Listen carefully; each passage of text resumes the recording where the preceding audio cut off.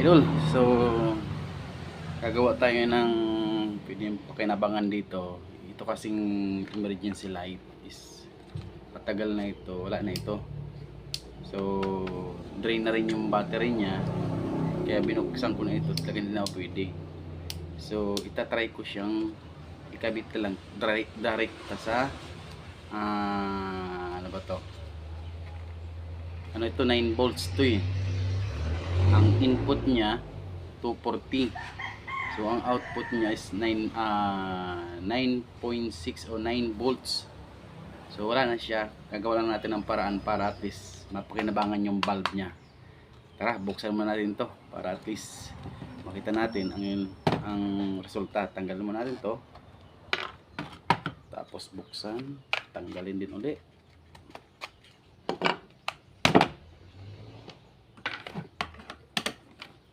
Bukas.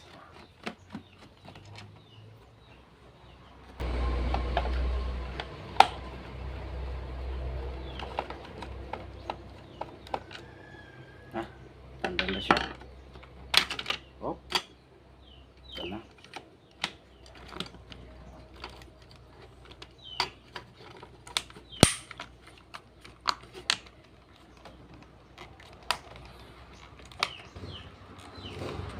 Tigas ka.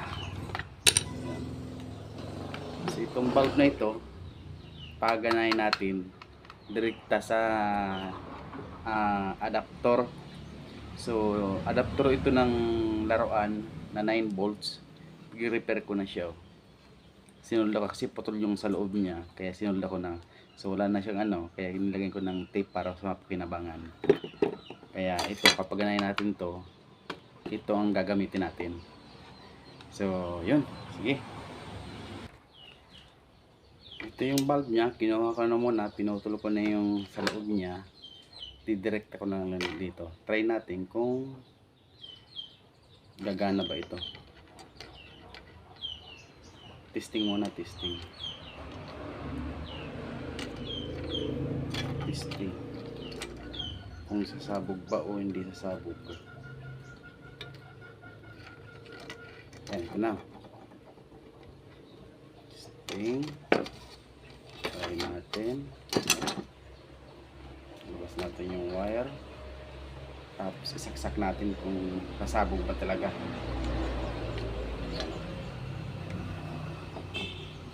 Ayun, gumana na siya. So ayan gumana na. So at least mapakinabangan natin to dahil nakakuha tayo ng 9 volts na adapter. Ito 9.6 ito, tapos ito adapter niya is 9 volts. So at least, pero ito pa rin ang case niya.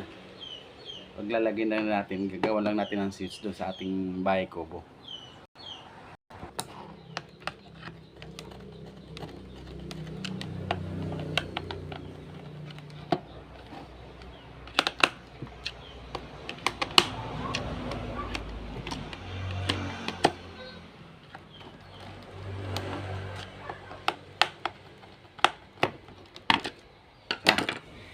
Try ulit natin. Ito na siya. So yung emergency light, hindi battery. So inalis na natin yung battery. Ay, pinutol na natin yung battery sa connection niya. So nilagyan natin ng adapter at the same time. At the same time, pinahabaan natin ng wire para pagkabit natin mamaya doon sa ating bahay kubo. Mahaba siya doon sa ating outlet. So, kabitan natin siya, try natin kung papangsyon. Matagal na kasi ito eh. So hindi ko siya tinatapon, hindi ko siya ipinagbibili. Gawa ng pag may naisipan tayo, so pwedeng pakinabangan. Kumbaga fluorescent lamp, yun ang nagiging ano nito, pakinabang. Fluorescent. Try na natin. Yep. Ayun. So ay fluorescent lamp na tayo.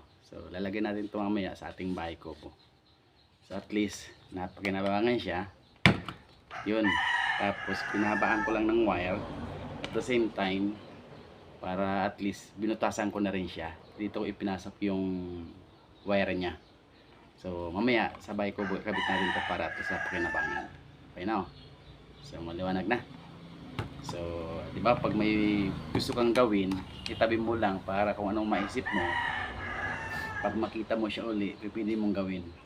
Kaya ito, fluorescent lamp. Lalagay natin dun mamaya sa ating bahay ko. See ya mga idol. Bye bye.